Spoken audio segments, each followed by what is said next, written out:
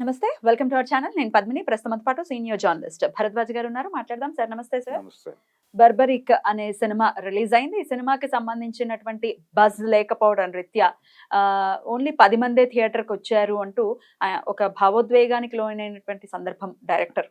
So, ఆయన ఒక వీడియోని కూడా రిలీజ్ చేశారు. దానికి ఎక్కువ బజ్ వచ్చింది సినిమాకి రావడం. సో, దీన్ని ఎట్లా చూస్తారు సార్? అలాగే ఈ టైటిల్ విషయం గురించి కూడా మనం మాట్లాడుకుందాం సార్. 'బర్బరిక్' పాత్ర అటు భారతంలో ఘటోత్కచుడి పుత్రుడిగా, భీముడి మనవడిగా చాలా శక్తివంతమైనటువంటి పాత్ర మహాభారతంలో బర్బరీకుడిది. మరి అటువంటి పేర్లే ఇప్పుడు మనం ఇవాళ రేపు మనం చూస్తున్నాం సార్. అశ్వత్థామ అనుకోవచ్చు, కల్కి అనుకోవచ్చు. ఆ పేర్లను తీసుకుంటున్నారు. అది వర్కౌట్ అవుతుంది అనుకున్నారు. ఇట్లా అసలు వర్కౌట్ కాకుండా బెడిసి కొట్టడం అనేది చూస్తున్నాం. అసలు ఎంటైర్ గా ఇంతటి పరిస్థితి ఈ సినిమాకి రావటాన్ని ఎట్లా చూస్తారు సార్? అంటే థియేటర్‌కి ఆడియన్స్ రావడం లేదు అనేది ప్రధానంగా ఆయన బాధపడినటువంటి సందర్భం. ఎగ్జాక్ట్‌లీ. అయితే నిజానికి థియేటర్‌కి ఆడియన్స్ రావటం అనేది ఈ రోజున కొత్త విషయం కాదు. అది కేవలం ఆయన సినిమాకి మాత్రమే జరిగిన వ్యవహారం కూడా కాదు. చాలా సినిమాలకి జనాలు థియేటర్‌కి వెళ్ళటం అనేది తగ్గిపోయింది. అవును. అంటే అది ఎటువంటి సినిమా అయినా సరే, even power star Pawan Kalyan cinema అయినా కూడా ఓపెనింగ్స్ చాలా కి కూడా అంటే ఫస్ట్ డే చూజీగా ఫస్ట్ షో కూడా ఉన్నాయి. టికెట్స్ అవైలబుల్ గా ఉంటున్నాయి. చూజీగా ఉన్నారు జనాలు. చూజీగా ఉండటం అంటే కారణం వాళ్ళకి సినిమా చూడటం లేదు జనాలు అని నేను అనటం లేదు. సినిమా జనం చూస్తూనే ఉన్నారు. కానీ ఎక్కడ చూడాలో అక్కడ చూడటం లేదు వాళ్ళు. ఓటీటీలో చూస్తారు. ఓటీటీ దాకా కూడా ఆగట్లేదు. అంటే సినిమా షో పడినటువంటి 1 అవర్లో ఆ కంటెంట్ బయటకు వచ్చేస్తోంది. పైగా మంచి ప్రింట్ వస్తోంది. క్వాలిటీ ప్రింట్ ఫోన్లో చూస్తున్నారు. నేను ఈ మధ్య ఒక ట్రైన్ జర్నీ చేశాను. నా పక్క సీట్లో కూర్చుని ఆయన కూలీ రిలీజ్ అయిన 2వ రోజు అది. ఆయన కూలీ సినిమా చూస్తున్నాడు అలా ఫోన్ పెట్టుకొని. నేను ఒక్క నిమిషం అని అడిగి తీసుకున్నాను. క్వాలిటీ చాలా బాగుంది. అది థియేటర్లో చూస్తున్న అనుభూతి కలిగించేలాగా ఉంది ఆ ప్రింట్. రిలీజ్ అయిన 2వ రోజు మధ్యాహ్నం జరిగినటువంటి సంఘటన. ఈ ప్రింట్ లో ఇప్పుడు కాదు కదా సార్, ఎప్పటి నుంచో ఈ ప్రాబ్లం ఉంది కదా. అంటే క్వాలిటీ మ్యాటర్స్ అంటున్నారు. క్వాలిటీ మాత్రమే కాదండి, ఇది వరకు సీడీలు అమ్మేవాళ్ళు. అవును. ఆ పైరేటెడ్ సీడీలు ప్రింట్ బాగుండేది కాదు. అది ఎక్కడో కొనుక్కోవాలి. అది కొనుక్కుని తెచ్చుకుని ఎక్కడో ఇంకొక ల్యాప్టాప్ మరొకటో దొరకాలి. దొరికినప్పుడు దానిలో ఆ సీడీ ఇన్సర్ట్ చేసి చూడాలి. ఇంత పని ఉంది దాన్ని. ఇవేవి అక్కర్లేకుండా నేరుగా ఫోన్లోకి with quality cinema with quality వచ్చేసినప్పుడు థియేటర్కి ఎందుకు వెళ్ళాలి జనాలు? రెండోది సింగిల్ స్క్రీన్స్ తగ్గిపోయినాయి. మల్టీప్లెక్స్కి వెళ్ళాలి సినిమా చూడాలంటే. ఇప్పుడు ఈ బర్బరిక్ పరిస్థితి కూడా అదే. సినిమా చూడాలి అంటే సాధారణ ప్రేక్షకుడు కూడా మల్టీప్లెక్స్కి వెళ్ళక తప్పని పరిస్థితి ఉంది. మల్టీప్లెక్స్కి వెళితే అక్కడ 220 రూపాయలు టికెట్ తీసుకున్నప్పటికీ లోపలికి వెళ్ళిన తర్వాత స్నాక్స్ కొనుక్కోవడానికి ఇబ్బంది. 750 దానికి అవుతుంది. అంటే ఇదివరకు రోజుల్లో ఒక సమోసా రేటు ఇంటూ 3 వేస్తే టికెట్ రేట్ అయ్యేది. ఇప్పుడు పరిస్థితి ఏంటంటే టికెట్ రేటు ఇంటూ 3 వేస్తే అక్కడ పాప్కార్న్ వస్తుంది. ఇది పరిస్థితి. అంటే టికెట్ రేటుకి 3 4 స్నాక్స్ రేట్లు ఉంటున్నాయి. కాబట్టి ఈ టికెట్లు కొనుక్కున్న వాళ్ళు లోపలికి వెళ్ళిన తర్వాత అక్కడ ఆ సినిమాని అంటే ఆ సినిమాకి వెళ్ళటానికి భయపడుతున్నారు. రెండోది ట్రాన్స్పోర్టేషన్ ఛార్జీలు ఇవి కూడా పెరిగినాయి. దాంతో ఎందుకు వచ్చిన గొడవ? ఇది థియేటర్లో చూడదగ్గ సినిమా, చూడాల్సిన సినిమా అనే మాట బయటకు వచ్చిన తర్వాత అప్పుడు థియేటర్కి వెళ్ళటం గురించి ఆలోచిద్దాం. అట్లా చూసి ఉండే కాంటెంట్ ఏంటి సార్? ఎటువంటి సినిమాలను అయితే చూస్తారు థియేటర్? అంటే థియేటర్కల్ ఎక్స్పీరియన్స్ ఇచ్చే సినిమాలు. రాజమౌళి చాలా కాలం క్రితం ఈ మాట అన్నాడు. అంటే జనాలు నెమ్మదిగా థియేటర్కల్ ఎక్స్పీరియన్స్ ఇచ్చే సినిమాకి మాత్రమే థియేటర్కి వస్తారు. అందుకని అలాంటి కంటెంట్ వైపు మీరు ఏది చెప్పినా థియేటర్కల్ ఎక్స్పీరియన్స్ జోడించి సినిమా తీయండి అని ఒక మీటింగ్లో మాట్లాడాడు. థియేటర్కల్ ఎక్స్పీరియన్స్ అంటే ఎట్లా ఉండాలి కాంటెంట్ లో? అంటే సౌండ్, అలాగే ఒక విచిత్రమైనటువంటి ఏదో ఒక ట్విస్ట్లు ఉండాలి సినిమాలు. ట్విస్ట్ అంటే కథలో ట్విస్టులు మాత్రమే కాదు, విజువల్గా ట్విస్ట్ ఉండాలి. అంటే విజువల్ వండర్ ఉండాలి సినిమాలో. అంటే అది థియేటర్లోనే చూడాలి అని అనిపించాలి. ఫోన్లో చూసిన తర్వాత కూడా కిక్కునివ్వకూడదు, ఇది థియేటర్కి వెళ్ళి చూడాలి అని అనిపించాలి. అలాంటి సినిమాలు తీస్తే తప్ప జనాలు రారు అని ఆయన చాలా కాలం క్రితం చెప్పాడు. దాదాపు 3-4 ఏళ్ల నుంచి ఏ థియేటర్లోనూ జనాలు ఉండటం లేదు. ఈ మధ్య విజయవాడలో అన్నపూర్ణ, శకుంతల అనే థియేటర్లు పాల్గొట్టేశారు. పగలగొట్టే ముందు ఆ థియేటర్ యజమాని మీడియా ముందుకు వచ్చి చెప్పిన మాట ఏంటంటే, ఎందుకు పగలగొడుతున్నారు అంటే, సార్. ఈ 2 థియేటర్ల మీద మేము రోజుకి 8 ఆటలు వేస్తాం. ఉమ్. 8 ఆటలకి కలిపి 150 మందిని చూడలేకపోతున్నాం అన్నాడు ఆయన. 2 థియేటర్లలో. హ్యూజ్ లాస్ అది. ఎందుకు ఈ థియేటర్లు ఉంచి మేము ఏం చేసుకోవాలి, అందుకని పగలగొట్టేస్తున్నాం అన్నాడు. ఇప్పుడు పరిస్థితి ఏంటంటే, ఒకప్పుడు సినిమా రాజధానిగా వర్ధిల్లిన విజయవాడ పరిస్థితి దాదాపుగా 20 థియేటర్లు మూసేశారు. 20 థియేటర్లు తీసేశారు, అయిపోయింది. ఒకప్పుడు అడవిరాముడు, జగదేక వీరుడు, అతిలోక సుందరి ఇలాంటి ప్రతి హీరోకి సిల్వర్ జూబ్లీ సినిమాలు ఇచ్చిన అప్సరా థియేటర్ మూతపడింది. ఈ విషయం తెలిసే ఇండస్ట్రీలో చాలామంది షాక్ అవుతున్నారు. ఈ మధ్య నేను ఏదో ఫేస్బుక్లో పోస్ట్ పెట్టాను సరదాగా, అప్సరా థియేటర్ మూతపడింది అని. పెడితే ఇండస్ట్రీలో చాలామంది దానికి రియాక్ట్ అయ్యారు. నిజమా, నిజమే అని చెబితే దాదాపు 1000 మంది చూశారు ఆ పోస్ట్. చూసి ప్రతి ఒక్కళ్ళు దాంతో ఉన్న అటాచ్మెంట్ షేర్ చేసుకున్నారు. ఇలాంటి కండిషన్లోకి సింగిల్ స్క్రీన్స్ వెళ్ళిపోయిన తర్వాత మల్టీప్లెక్స్లు మాత్రమే థియేటర్లుగా మిగిలిన తర్వాత, అంటే ఒరిజినల్గా వాళ్ళ వ్యూహం ఏంటంటే సింగిల్ స్క్రీన్ ఆడియన్స్ అందరూ ఓటీటీలకు వెళ్ళాలనుకున్నారు. అంటే థియేటర్కి వచ్చేవాడు డబ్బులు ఖర్చు పెట్టుకోవాలి, అది ఒక సెలబ్రేటివ్ ప్రోగ్రామ్గా మారింది. మల్టీప్లెక్స్లకు కూడా జనం రావట్లేదు, వాళ్ళు వేరే పద్ధతులు అనుసరిస్తున్నారు. వాళ్ళు ఏం చేస్తున్నారంటే దాన్ని ఈవెంట్తో మిక్స్ చేస్తున్నారు. ఇప్పుడు ఒక పార్టీ చేసుకోవాలి ఒక ఐటీ కంపెనీ వాళ్ళు ఒక సినిమాకి టికెట్లు బుక్ చేసేసుకుంటారు, అంటే కార్పొరేట్ బుకింగ్స్ అంటున్నారు దీన్ని. ఈ పేరుతో వాళ్ళు బుక్ చేసుకుని సినిమా చూస్తూ వాళ్ళు ఇతర కార్యక్రమాలు కూడా ఎంజాయ్ చేస్తూ అక్కడ ఫోటోలు తీసుకుంటూ ఇదంతా కోలాహలం మధ్యలో సినిమా. ఇలా ఒక ఈవెంట్ మేనేజ్మెంట్ ప్రోగ్రామ్గా సినిమా మారిపోయింది. కాబట్టి ఇప్పుడు పీవీఆర్ లాంటి వాళ్ళు, ఈ చైన్ సినిమా వాళ్ళందరూ కూడా గవర్నమెంట్ ముందు ఒక పిటిషన్ పెట్టి ఉంచారు. సెంట్రల్ గవర్నమెంట్ ముందు ఉంది, అది ఇంకా యాక్సెప్ట్ చేయలేదు. ఏమిటి సార్ ఆ పిటిషన్? అంటే థియేటర్లలో మీరు లిక్కర్ కూడా అలో చేయండి, లిక్కర్ అలో చేయండి అని చెప్పి, మేము థియేటర్లో లిక్కర్ అమ్ముతాము అని చెప్పేసి వాళ్ళు పిటిషన్ పెట్టుకున్నారు. గవర్నమెంట్ ఇంకా యాక్సెప్ట్ చేయలేదు. అది ఫ్యామిలీ ఆడియన్స్ ఇంకాస్త దూరం అయ్యే పరిస్థితి ఉంటుందని అనుకోవచ్చు. అంటే ఫ్యామిలీ రెస్టారెంట్స్ అని వరకు ఉండేది. ఇప్పుడు పరిస్థితి ఎలా తయారైందంటే, కిచెన్ బార్ అనే పేరుతో కొత్త రెస్టారెంట్లు వచ్చినాయి. ఈ కిచెన్ బార్లో అన్నీ అమ్ముతారు, దాంతోపాటు లిక్కర్ కూడా సర్వ్ అవుతుంది.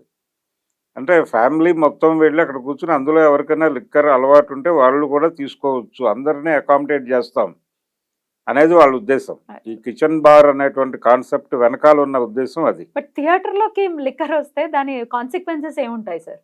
అంటే అది సినిమా అనేది దీనిలో ఇప్పుడు వాళ్ళు తాగుతూ ఏవో స్నాక్స్ తీసుకున్నట్టుగా ఇది కూడా ఒక స్నాక్గా మారిపోతుంది సినిమా కూడా.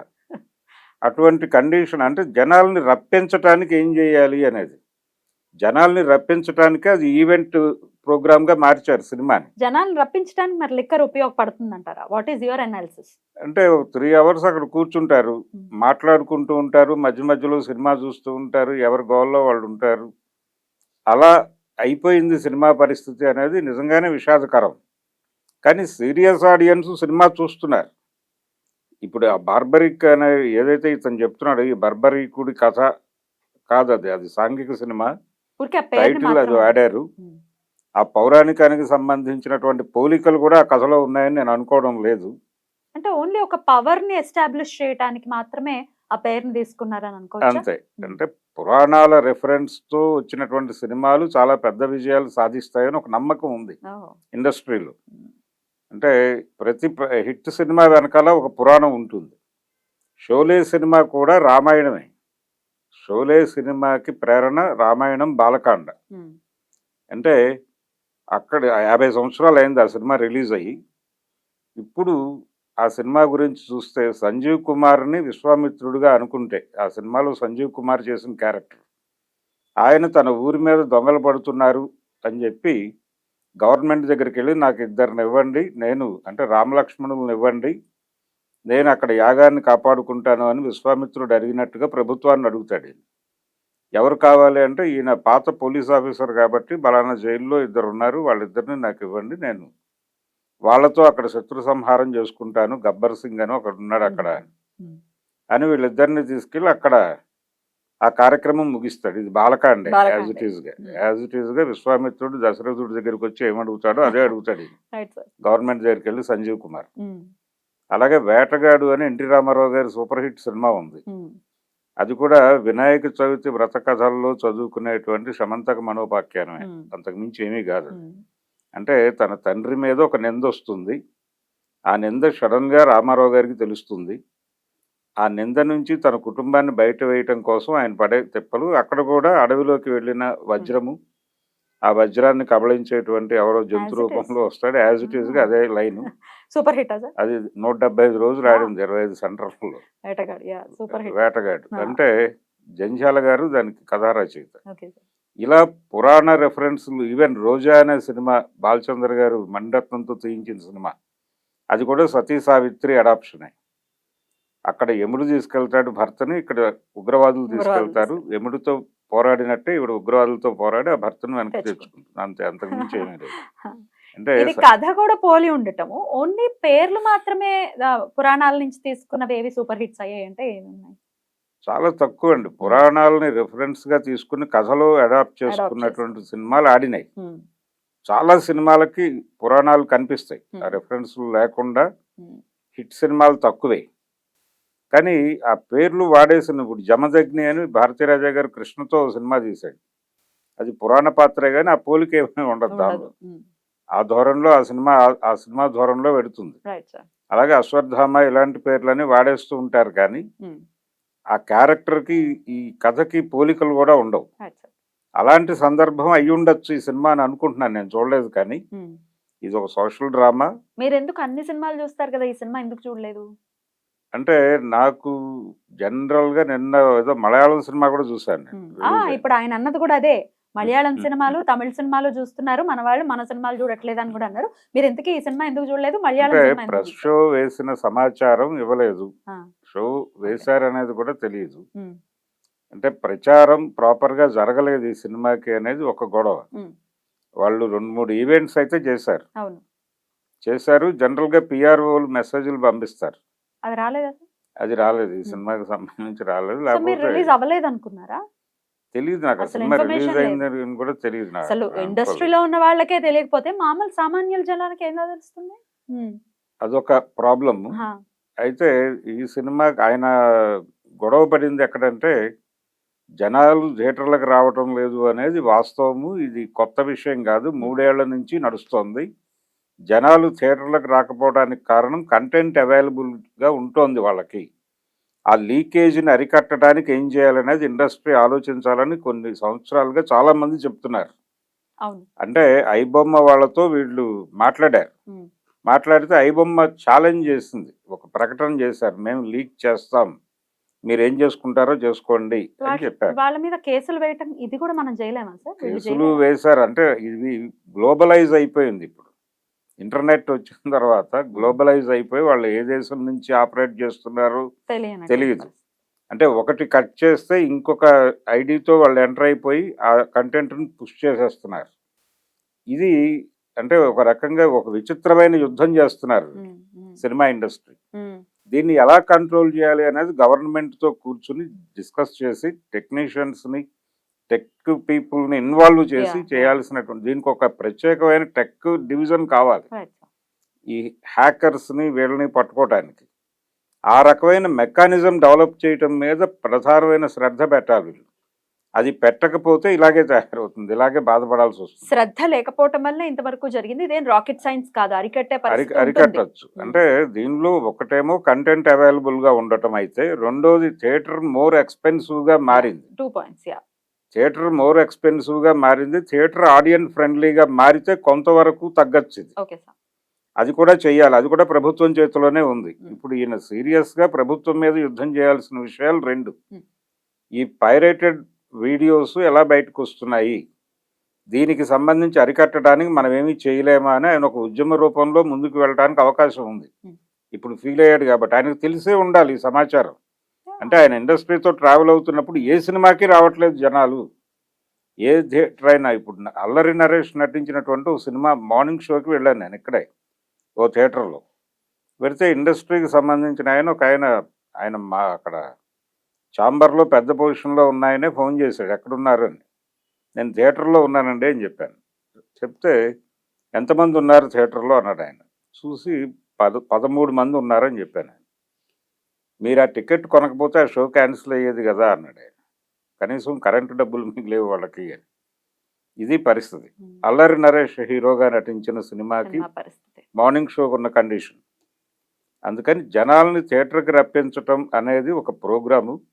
అయితే ఆయన బాధపడినట్టుగా మలయాళం సినిమాలు చూస్తున్నారు అనే పెయిన్ నిజమే. కొత్త లోక అనే సినిమా రిలీజ్ అయింది మొన్నే. ఆ సినిమా మార్నింగ్ షోకి ఆ హీరో ఇంతకు ముందు నటించినటువంటి ప్రేమలు ఇలాంటి సినిమాలు ఏవో కొంత జనాలకు కనెక్ట్ అవ్వడంతో యూత్ థియేటర్కి వెళ్ళింది మార్నింగ్ షోకి. అది కూడా తక్కువే.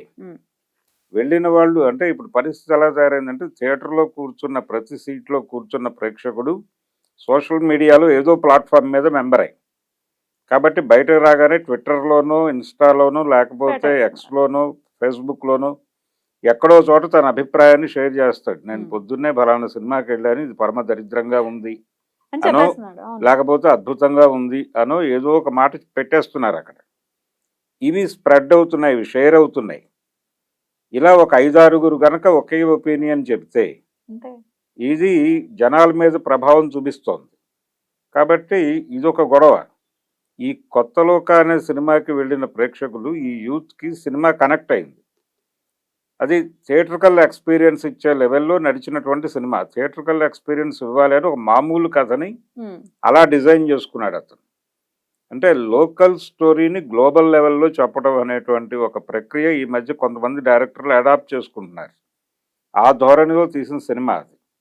ఎప్పుడైతే ఈ టాక్ పాజిటివ్గా బయటకు వెళ్ళిందో సెకండ్ షో నుంచి జనాలు పికప్ అయ్యారు. నిజానికి శంకరాభరణం లాంటి సినిమాకు కూడా, ముత్యాల ముగ్గు, ఈ సినిమాలు వేటికి కూడా, సంపూర్ణ రామాయణానికి కూడా 4 రోజులు పట్టింది టాక్.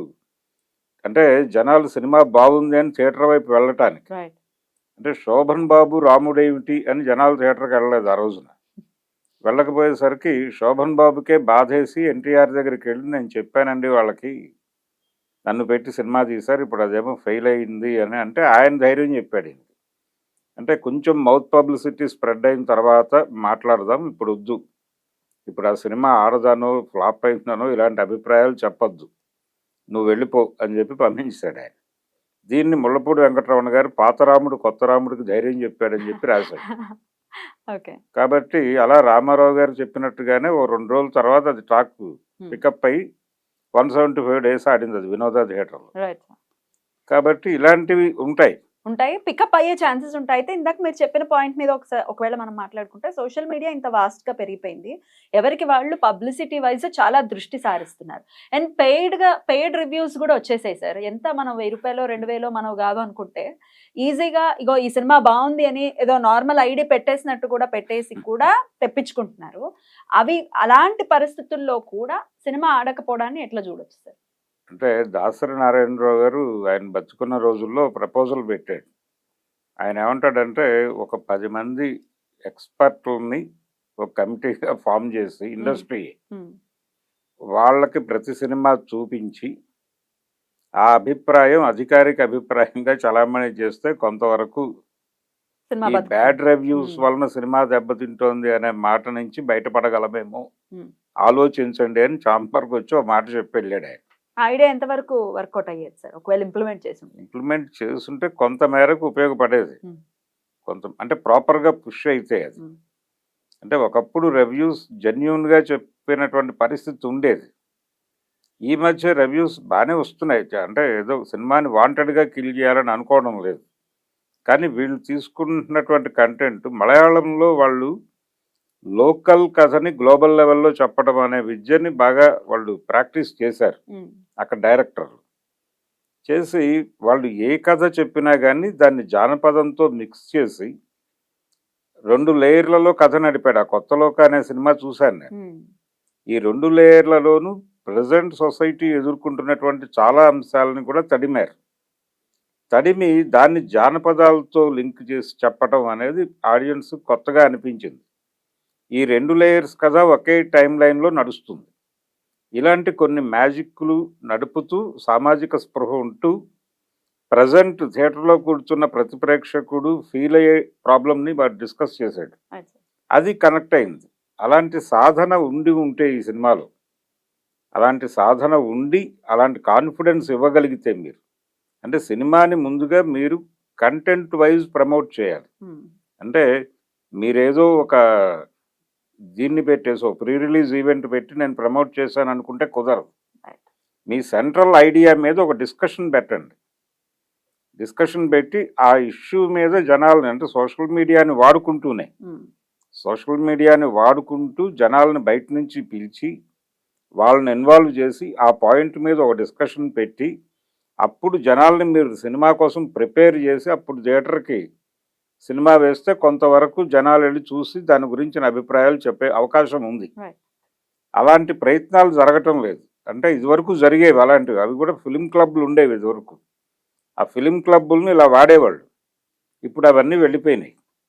కాబట్టి ఇప్పుడు ప్రేక్షకులతో నేరుగా ఇంటరాక్షన్, మీరేదో ఒక ప్రసాద్ ల్యాబ్లో ఒక ఈవెంట్ జరిపి అక్కడ మాట్లాడినవన్నీ వీడియోలు సోషల్ మీడియాలో వచ్చేస్తాయి, అవి జనాలు చూసేసి థియేటర్కి వచ్చేస్తారు, అలాంటివి అవ్వవు. ప్రీ రిలీజ్ ఈవెంట్లు ప్రసాద్ ల్యాబుల్లోనూ మరో చోట పెద్ద సినిమాలకు పెట్టుకుంటారు వాళ్ళు. కానీ చిన్న సినిమాని పుష్ చేయడానికి ఒక గెరిల్లా పద్ధతిని ఎంచుకోవాలి మీరు. ఎంచుకొని దాన్ని ప్రమోట్ చేయటము, జనాల్లోకి సినిమాని తీసుకెళ్ళటం అనేది, అంటే ప్రజలు చూసే విధంగా సినిమాని తీసుకెళ్ళటం. మీరు ఎక్కడైనా సినిమా వేసి ఉచితంగా సినిమా వేస్తున్నాను అని చెప్పి జనాల్ని పిలిచి ఆ తర్వాత సినిమా నచ్చితే మీరు ఇంత డబ్బులు వేయండి అని చెప్పి బాక్సులు పెట్టాల్సిన పరిస్థితి కూడా రావచ్చు. బాబోయ్. అంటే గెరిల్లా పద్ధతులు లో సినిమాని ప్రమోట్ చేయాల్సిన పరిస్థితి కూడా రావచ్చు. వీటన్నిటికీ ప్రిపేర్ అయ్యి దిగాలి ఇప్పుడు. అంటే ఇప్పుడు సినిమా ఎలా ఉంది, సినిమా కండిషన్ ఏంటి అనేది తెలియకుండా సినిమా తీస్తే ఇలా భయపడతారు ఎవరో. అంటే వేరే ప్రపంచం నుంచి వచ్చి ఇక్కడ సినిమా తీసి ఇదేంటి థియేటర్కి జనాలు వస్తారని అనుకున్నాను నేను, రావట్లేదా అని అడిగితే ఇది ఈరోజు నిన్న జరిగిన వ్యవహారం కాదు. దాదాపు 3 సంవత్సరాల నుంచి ఇదే పరిస్థితి. చాలా సింగిల్ స్క్రీన్లు మూతపట్టడానికి ఇదే పరిస్థితి కారణం. కాబట్టి ఇవన్నీ చాలా పెద్ద ఇష్యూస్ ఉన్నాయి దీని చుట్టూ. ఇవన్నీ సాల్వ్ చేసే దిశగా ఆయన ఒక చర్చ రేపాల్సినటువంటి అవసరం ఉంది. ఆయన తన్ని తాను కొట్టుకుంటేనో లేకపోతే ఆయన కెమెరా ముందు కంటతడి పెట్టుకుంటేనో అయ్యే పనులు కాదు ఇది. ఇది సీరియస్ ఇష్యూనే. ఆయన బాధపడింది. ఆయన అంటే ఇలా బాధపడ్డాడు. ఇప్పుడు ఆ సినిమాలో ఏముంది అని చూడటానికి మీరు అన్నట్టుగా కొంచెం ఉపయోగపడితే పడవచ్చు కూడా. అయ్యో ఇతను ఎంత బాధపడుతున్నాడు, ఏం చెప్పాడో సినిమాలో చూసి దాని గురించి మాట్లాడదాం, 10 మందికి ఈ సినిమా గురించి చెప్దామని కొంతమందికి అనిపించవచ్చు. అలా అనిపించేలా చేయటానికి ఆ వీడియో ఉపయోగపడుతుంది. కానీ ఆయన బాధ ఎందుకు పడ్డాడు, అంత చెప్పు తీసుకుని కొట్టుకునే పరిస్థితికి ఎందుకు వెళ్ళాడంటే రియాలిటీ తెలియకుండా బిహేవ్ చేస్తున్నాడు ఆయన సినిమా ఇండస్ట్రీలో అనేది ఒక ప్రశ్న. మొన్న జరిగినటువంటి కార్మికుల సమ్మె సందర్భంగా కూడా థియేటర్ అంటే ప్రొడ్యూసర్లు చెప్పిన ఏకైక సాకు, వాళ్ళు ఏం చెప్పారంటే మేము మీకు పెద్ద రేట్లు ఇవ్వలేము, 30% పెంచమని అడిగారు వాళ్ళు. ఏడాదికి 10%. ఈ 10% పెంచే పరిస్థితుల్లో మేము లేము, ఎందుకంటే థియేటర్లకు జనాలు రావడం లేదు అని చెప్తున్నారు. ఇక్కడ సినిమా వ్యాపారం అనేది థియేటర్ వరకే పరిమితమై గతంలో ఉండేది, ఇప్పుడు లేదు. పాత రోజుల్లో బుకింగ్లో నుంచి వచ్చే డబ్బులు సినిమాకి. ఇప్పుడు సినిమాకి డబ్బులు రకరకాల రూపాల్లో రకరకాల ప్లాట్ఫామ్స్ మీద నుంచి వస్తున్నాయి. సాటిలైట్స్ కి అమ్ముకుంటారు, ఓటీటీలకు అమ్ముకుంటారు. ఇప్పుడు థియేటర్ అనేది కేవలం ఒపీనియన్ రాబట్టడానికి ఉన్నటువంటి ఒక కేంద్రంగా థియేటర్ మారింది. అంటే వచ్చిన 20 మంది ప్రేక్షకులు బయటకు వచ్చి సినిమా పర్వాలేదు అని వాళ్ళ సోషల్ మీడియా హ్యాండిల్స్లో మాట్లాడితే చాలు, సినిమా హిట్ అవుతుంది. అక్కడ నుంచి 4-5 పాజిటివ్ రివ్యూస్ వస్తాయి. వీటిని చూపించుకుని వాళ్ళు ఓటీటీల దగ్గర మాట్లాడుకుంటున్నారు. అలాగే ఓటీటీ దగ్గర ఒక బేరం కుదిరితే శాటిలైట్ అమ్ముతున్నారు, రకరకాల భాషల్లోకి అమ్ముతున్నారు. ఈ వ్యాపారం కోసమే సినిమాలు తీస్తున్నారు. థియేటర్ అనేది కేవలం ఒక ఒపీనియన్ని పూల్ చేయటానికి ఉపయోగపడే కేంద్రంగా మారిపోయింది. ఈ సందర్భం ఆయనకు తెలియంది కాదు. తెలిసి ఆయన బాధపడేసరికి ఈయన ఏదో వేరే లోకం నుంచి వచ్చి ఇక్కడ బాధపడుతున్నట్టుగా అనిపించి చాలా మంది ఇది సినిమా ప్రమోషన్ కోసం చేసినటువంటి పనిగా మాట్లాడేస్తున్నారు. కానీ ఆయన నిజంగానే ఆవేదన చెంది ఉండొచ్చు, కానీ ఆవేదన చెందటం వలన పనులు అవ్వవు. ఆయన సీరియస్గా ఒక మూమెంట్ బిల్డ్ చేసి థియేటర్కి జనాలని రప్పించడానికి ఏం చెయ్యాలి అనే దాని మీద ఒక డిస్కషన్ ఇప్పుడైనా పెట్టి జనంలోకి వెళ్ళి Right. మీరు సినిమాని ఎక్కడ చూడాలో అక్కడే చూడండి, అక్కడ చూస్తేనే మేము మంచి సినిమాలు ఇస్తాము అని జనంలోకి వెళ్ళి ఎందుకు మీటింగులు పెట్టరు వీళ్ళు? రైట్.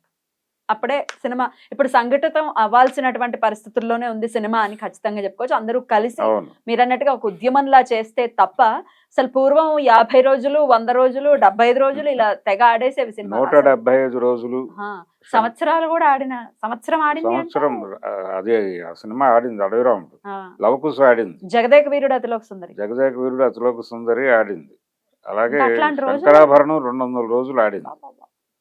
అట్లాంటి రోజులు అసలు ఊహించలేం కదా సార్. ఇంకా అయిపోయింది. అంటే అయిపోయింది. ముగిసిన థియేటర్ శకం. అంటే థియేటర్లు అనేవి పాత జ్ఞాపకాలుగా మిగిలిపోతున్నటువంటి పరిస్థితి. Right sir. అంటే థియేటర్ ఆడియన్స్ ఫ్రెండ్లీగా ఉండేది ఆ రోజుల్లో. రైట్. సరదాగా జేబులో 10 రూపాయలు ఉంటే సాయంత్రం వెళ్ళిపోయి వెళ్ళిపోయి బయట సినిమా- తిరగటం కన్నా వెళ్ళి ఏదో థియేటర్లో కూర్చోవడం బెటరు అవును. అనుకుని చూసిన సినిమాకే మళ్ళీ వెళ్ళేవాళ్ళు జనాలు. ఆ పరిస్థితి ఇప్పుడు లేదు. ఇప్పుడు సినిమాకి వెళ్ళటం అనేది మోర్ ఎక్స్పెన్సివ్ గా మారిపోయింది. మరి ఈ సినిమా వాళ్ళు ఎంత సంఘటితమయ్యి ఈ సమస్యను సాల్వ్ చేయడానికి ట్రై చేస్తారో అనేది ప్రశ్నార్థకం. ఎందుకంటే ఫస్ట్ డే టికెట్ రేట్లు పెంచేసి ఫ్యాన్స్ జేబులకి చిల్లులు పెట్టేయాలి అని చూసేటటువంటి బడా బడా హీరోలు మరి ఈ సమస్యల్ని పరిష్కరించడం కోసం ఏమైనా చిన్న ఆలోచిస్తారా? సినిమాల గురించి ఆలోచించాలి. చిన్న సినిమాలకి మల్టీప్లెక్స్ల్లో స్పెషల్ షోస్ వేయాలి. మల్టీప్లెక్స్ల్లో చిన్న సినిమాకి 100 రూపాయల్లో షో పడాలి. 100 రూపాయలే టికెట్ అమ్మాలి ఆ సినిమా కండిషన్ని బట్టి. పెద్ద సినిమాకి 700 వరకు అమ్ముకోవడానికి ఎలా చెప్తున్నారు, అలాగే చిన్న సినిమాకి ట్యాక్స్ ఎగ్జంప్షన్ ఇచ్చి 100 రూపాయల టికెట్ ఉండేలాగా చూసి ఈ 100 రూపాయలే టికెట్ అనేది ప్రచారం చేసుకునే అవకాశం కల్పించి వాళ్ళకి, అలాగే ఈ 100 రూపాయల సినిమాలకి స్నాక్స్ రేట్లు కూడా ఏమైనా తగ్గించగలరేమో చూడాలి. అప్పుడే చిన్న సినిమా బతికే పరిస్థితి ఉంది. అవును, అదర్వైజ్ ఇట్లాంటి కంటతడి వీడియోలు వచ్చేటటువంటి పరిస్థితి కూడా ఉంటుంది ఒకవేళ తెలియకుండా సినిమాలు గనక తీసేస్తే, అవును, రిలీజ్ చేసేస్తే. Right sir.